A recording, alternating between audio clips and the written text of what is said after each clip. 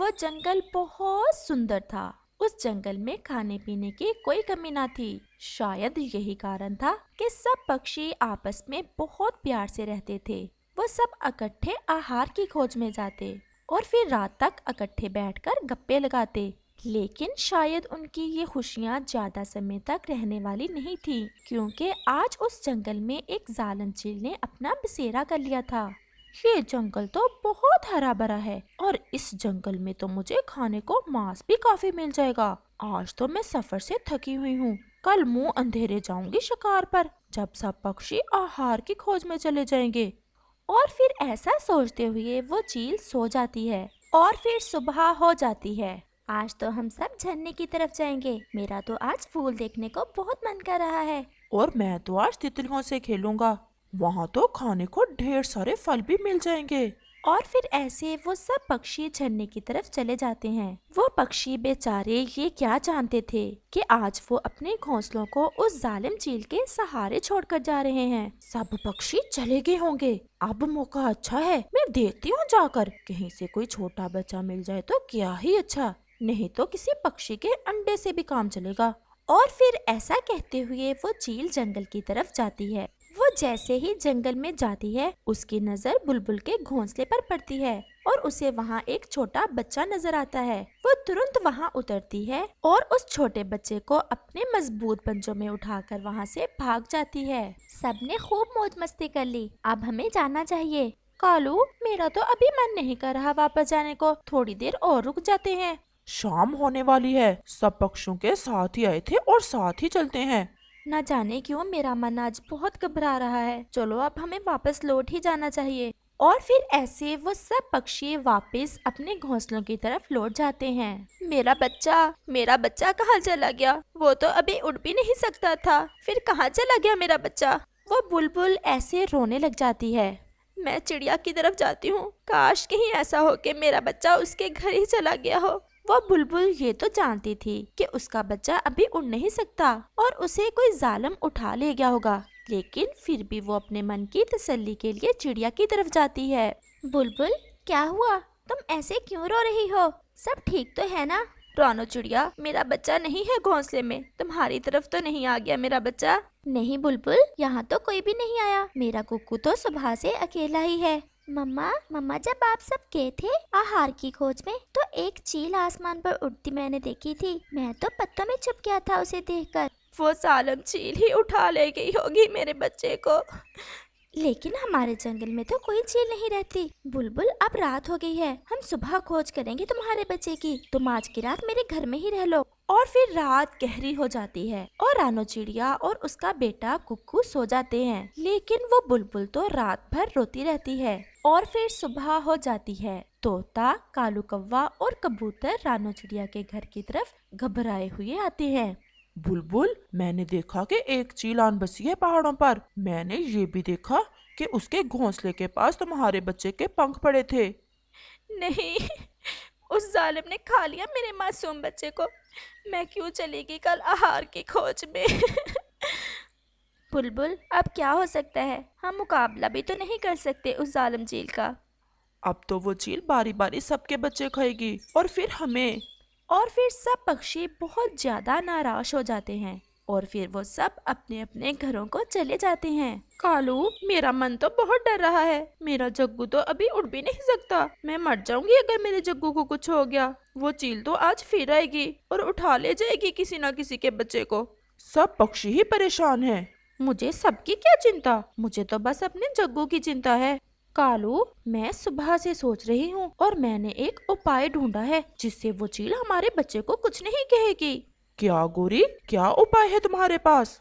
हम दोनों जाते हैं उस चील के पास और उससे कहते हैं कि वो हमारे घोंसले की तरफ ना आए। बदले में हम उसे बताएंगे कि उसे ताजा ताजा अंडे और बच्चे किस किस घोंसले से मिलेंगे। लेकिन ये सब पक्षी हमारे दोस्त हैं, हम अपने दोस्तों के साथ ऐसा नहीं कर सकते। जब अपनी जान बचानी हो तो ऐसा करना पड़ता है। तुम चलो मेरे साथ अभी। और फिर कालू कौवा भी गोरी की बातों में आकर गोरी के साथ चील की तरफ चल देता है। चील दीदी सोई हुई हैं आप?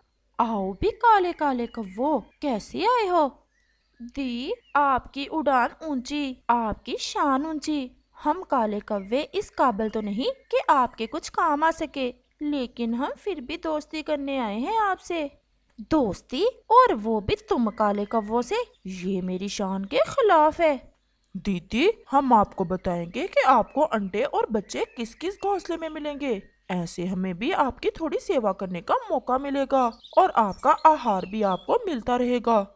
कव्वे होते तो बहुत शैतान है, बदले में क्या चाहते हो? सीधी सीधी बात करो। बस ये कि आप कृपा करें और हमारे घोंसले की तरफ ना आए। इसका मतलब ये कि तुम्हारे घोंसले में भी कोई छोटा बच्चा है।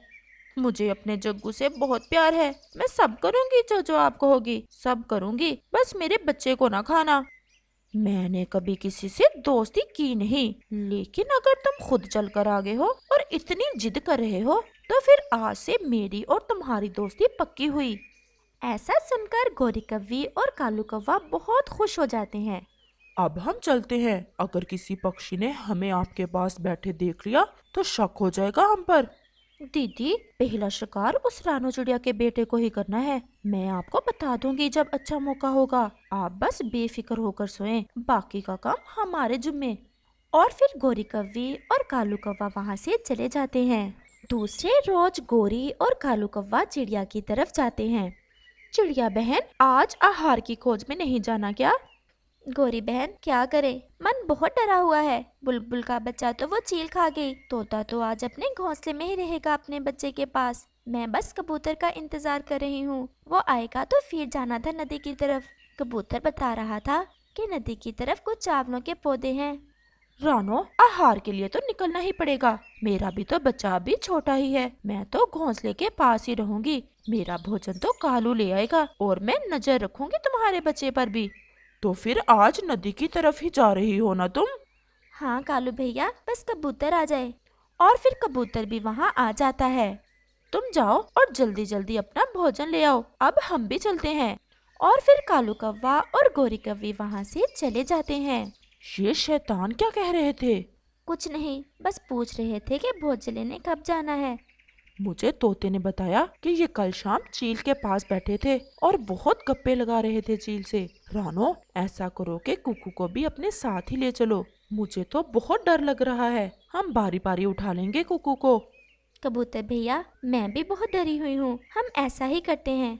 और फिर रानो चिड़िया अपने बेटे कुकू को भी अपने साथ ही लेकर आहार लेने कबूतर के साथ नदी की तरफ चली जाती है। मैं आहार ले आऊं और तुम जल्दी जल्दी जाओ और चील दीदी को बताओ कि रास्ता साफ है। रानो चिड़िया नदी की तरफ गई हुई है और उसका बेटा अकेला ही है घर में। और फिर कालू कव्वा आहार लेने चला जाता है और गोरी कव्वी चील की तरफ उसे बताने चली जाती है। लेकिन गोरी कव्वी ये नहीं जानती थी कि रानो चिड़िया तो आज अपने बेटे को अपने साथ ही ले गई थी। दीदी दीदी, शिकार तैयार है, जल्दी से जाओ और चिड़िया का बेटा उठा लाओ। वो कबूतर के साथ नदी की तरफ गई हुई है। ये हुई ना बात, तुम मेरी अच्छी सहेली हो। और फिर चील चिड़िया के घर की तरफ चली जाती है। मुझे भी भूख बहुत लगी हुई है, मैं थोड़ा फल खा लेती हूँ कहीं से ढूंढकर। अब मेरी सहेली मेरे घोंसले की तरफ तो जाएगी नहीं। और फिर गोरी कव्वी फल ढूंढने बागों की तरफ चली जाती है। चील जैसे ही चिड़िया के घोंसले पर जाती है तो वहाँ तो कुछ भी नहीं था। उसे बहुत ज्यादा गुस्सा आता है और फिर वो थोड़ा आगे जाती है और फिर देखती है कि एक छोटा तोते का बच्चा तो है, लेकिन तोता बैठा उस चील की तरफ ही देख रहा था। वो चील वहाँ से भी वापस लौटती है और एक पेड़ पर बैठ जाती है। कल शाम से भूखी हूँ, मुझसे मजाक किया इन कौवों ने, झूठ बोला मुझसे। अब मुझसे भूख और बर्दाश्त नहीं होती। मैं ऐसा करती हूँ कि उन कौवों की तरफ ही जाती हूँ, वहाँ तो मांस मिल ही जाएगा। जग्गू, जग्गू है नाम मेरे आज के भोजन का। और फिर ऐसा कहते हुए वो चील सीधी कव्वे के घोंसले की तरफ जाती है और उस छोटे कव्वे को अपने पंजों में लेकर वहाँ से भाग जाती है। इस कहानी से हमें सीख मिलती है, चाहे कैसी भी मुसीबत हो, हमें मिलजुल कर उसका उपाय ढूंढना चाहिए, ना कि उस मुश्किल को दूसरों के गले डालने की कोशिश करनी चाहिए। प्यारे दोस्तों, अगर आपको ये कहानी अच्छी लगी हो तो हमें कमेंट करके जरूर बताना, हमें इंतजार रहेगा।